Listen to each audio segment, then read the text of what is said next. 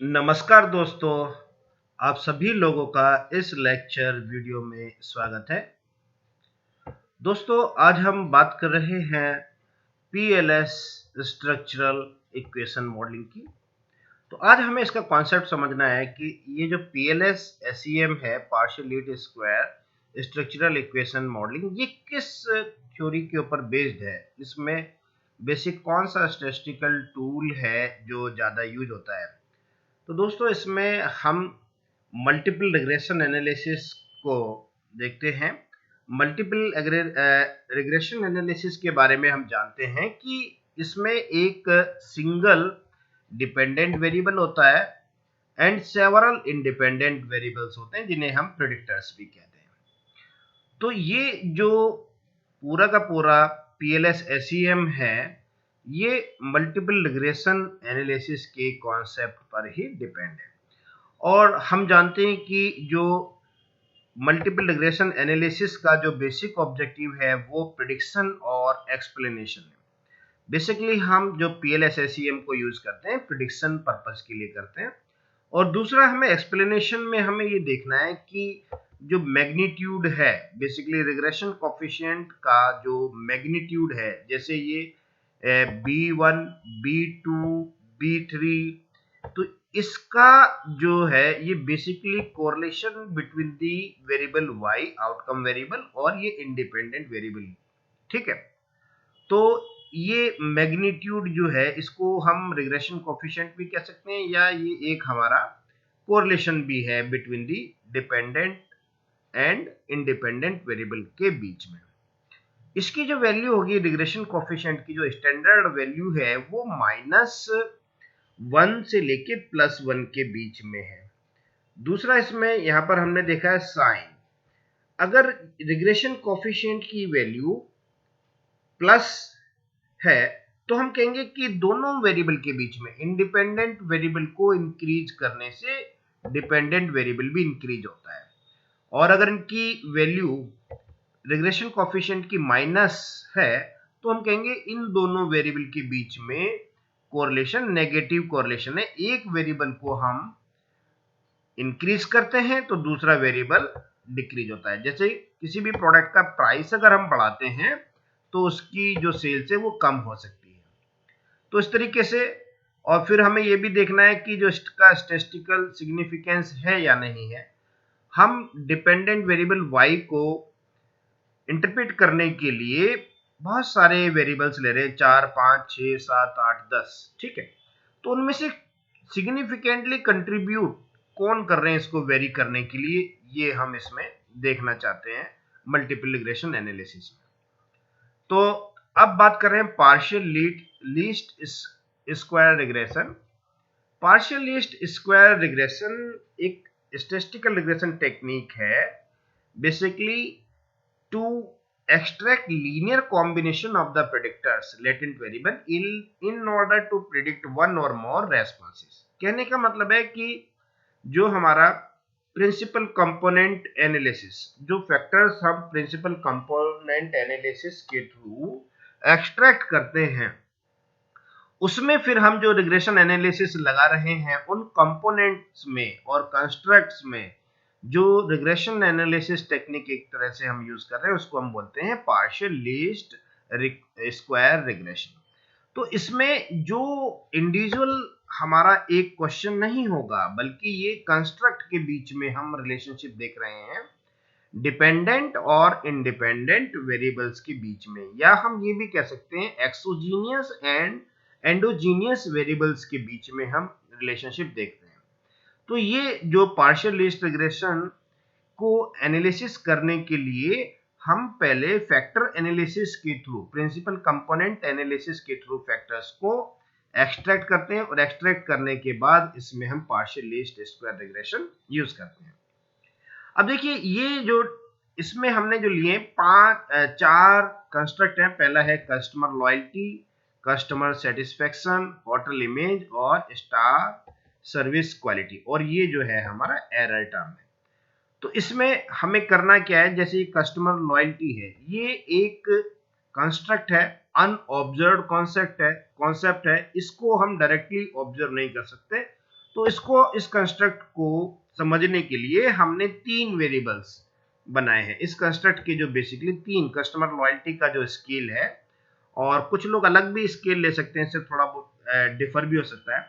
तो ये जो कस्टमर लॉयल्टी में, इसमें हमने 3 क्वेश्चंस के थ्रू कस्टमर लॉयल्टी का जो कॉन्सेप्ट है उसको समझा है। ऐसे कस्टमर सेटिस्फेक्शन को समझने के लिए हमने 3 मेजर्ड वेरिएबल्स लिए हैं। वैसे मेजर्ड वेरिएबल हमारे 3 से ज्यादा भी हो सकते हैं, और इन मेजर्ड वेरिएबल्स को हम आइटम्स या इंडिकेटर्स भी कहते हैं। इसी तरीके से ये होटल इमेज है जो हमारा ये थर्ड कंस्ट्रक्ट है, इसको समझने के लिए हमने 3 वेरिएबल्स लिए। तो इस तरीके से दोस्तों हम जो है अपने जो भी वेरिएबल्स हैं उन वेरिएबल्स में से हम कंस्ट्रक्ट जो लेटेंट वेरिएबल्स हैं उनको आइडेंटिफाई कर लेते हैं। और जब हमने इनको आइडेंटिफाई किया और इसको हमने इस तरीके से रन किया, तो ये जो हमारी टेक्निक होगी वो होगी पार्शियल लीस्ट स्क्वायर रिग्रेशन।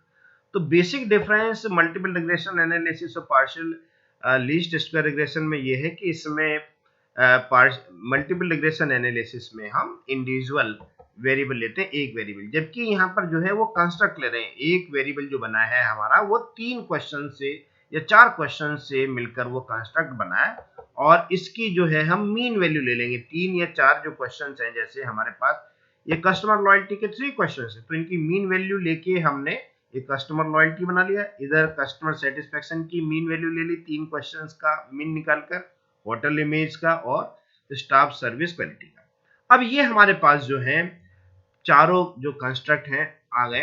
अब इन कंस्ट्रक्ट के थ्रू हमें आइडेंटिफाई करना है कि इसमें एंडोजीनियस वेरिएबल कौन सा है और एक्सोजीनियस वेरिएबल हमारे पास कौन सा है।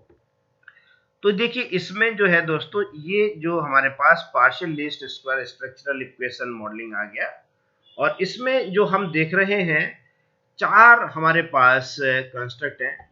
पहला जो कंस्ट्रक्ट है वो है कस्टमर लॉयल्टी, दूसरा जो कस्टमर है कस्टमर सेटिस्फेक्शन, तीसरा होटल इमेज और स्टाफ सर्विस क्वालिटी। तो ये जो है कस्टमर लॉयल्टी हमारा एंडोजीनियस वेरिएबल है, और ये कस्टमर सेटिस्फेक्शन एक्सोजीनियस वेरिएबल है।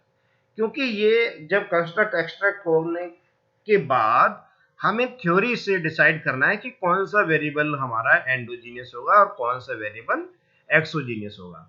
तो ये जो होटल इमेज है और स्टाफ सर्विस क्वालिटी, दोनों वेरिएबल हमारे एक्सोजीनियस है, और कस्टमर सेटिस्फेक्शन कस्टमर लॉयल्टी की रेस्पेक्ट में तो एक्सोजीनियस है, लेकिन जब हम होटल इमेज और स्टाफ सर्विस क्वालिटी के रेस्पेक्ट में देखते हैं तो ये हमारा एंडोजीनियस वेरिएबल बन गया है। तो इसमें सबसे बड़ा फायदा यही है पीएलएस एसईएम में कि जो अभी एक समय में एक एंडोजीनियस वेरिएबल की तरह काम कर रहा है, वो दूसरे कंस्ट्रक्ट की रेस्पेक्ट में एक्सोजीनियस की तरह काम करता है। जबकि हमारा जो पीएलएस रिग्रेशन में ऐसा नहीं है, इसमें हमने केवल एक ही ये डिपेंडेंट वेरिएबल लिया है और बाकी के तीनों हमारे इंडिपेंडेंट वेरिएबल ट्रीट हो रहे हैं। तो यहाँ पर सबसे बड़ा एडवांटेज यही है पार्शियल लीस्ट स्क्वायर रिग्रेशन और या एसईएम जिसकी हम बात करें पीएलएस एसईएम या पीएलएस पाथ मॉडलिंग भी इसे हम कह सकते हैं। तो ये जो है हमें ये बता रहा है कि इसमें एंडोजीनियस वेरिएबल और एक्सोजीनियस वेरिएबल कौन कौन से। अब दोस्तों ये जो है पीएलएस एसईएम, और एक है दूसरी टेक्निक हमारी सीबीएसईएम। तो किसी भी स्ट्रक्चरल इक्वेशन मॉडलिंग को परफॉर्म हम दो तरीके से कर सकते हैं। एक तो covariance based structural equation approach है जो कि मैक्सिमम लाइक्लीहुड के ऊपर काम करता है, और इसमें जो हम लोग सॉफ्टवेयर यूज करते हैं जनरली जो एमोस एक हमारा काफी यूजर फ्रेंडली सॉफ्टवेयर है। तो सीबीएसईएम को covariance based structural equation modelling को हम सेस के थ्रू भी हम रन कर सकते हैं, स्टेटा के थ्रू भी कर सकते हैं, EQS के थ्रू भी कर सकते हैं, लिजरल के थ्रू भी कर सकते हैं, और एक ये है M+, ठीक है, और R एक सॉफ्टवेयर है उसके थ्रू भी हम इनको रन कर सकते हैं। अभी हमारा जो ऑब्जेक्टिव है यहाँ पर वो ये समझना है कि पीएलएस जो अप्रोच है ये किस सॉफ्टवेयर के थ्रू हम इस पर काम कर सकते हैं। तो बेसिकली जो पीएलएस है सबसे ज्यादा जो यूजर फ्रेंडली है वो स्मार्ट पीएलएस सॉफ्टवेयर के थ्रू हम कर सकते हैं। और ये जो हमारा पीएलएस अप्रोच है ये basically ordinary least square regression के ऊपर बेस्ड है, जबकि ये वाली सीबीएसईएम मैक्सिमम लाइक्लीहुड के ऊपर डिपेंड करती है। और जो कॉमनली यूज्ड जो सबसे ज्यादा मैंने बताया कि ये स्मार्ट पीएलएस सबसे ज्यादा यूजर फ्रेंडली है और ये फ्री डाउनलोड भी है स्मार्ट पीएलएस 2, और स्मार्ट पीएलएस 3 भी हमें अवेलेबल हो जाता है 30 डेज के लिए। स्टूडेंट वर्जन अलग है जिसकी कुछ अपनी लिमिटेशंस है। बाकी जो है जो पूरा इनका कंप्लीट पैकेज वाला है वो स्मार्ट पीएलएस 3 वो खरीदना पड़ता है। तो इस तरीके से हम सैस का एक सॉफ्टवेयर है प्रोकैश पीएलएस, पीएलएस ग्राफ और विजुअल पीएलएस और वार्प पीएलएस, तो ये सॉफ्टवेयर्स हैं जो हम लोग जो है इसमें काम करते हैं। स्मार्ट पीएलएस को सबसे ज्यादा जो इफेक्टिव है हमारा वो पीएलएस एसईएम को करने के लिए है। तो हम जो भी आगे लेक्चर अपने बनाएंगे वो सब स्मार्ट पीएलएस के ऊपर ही डिपेंड करेंगे। Thank you very much.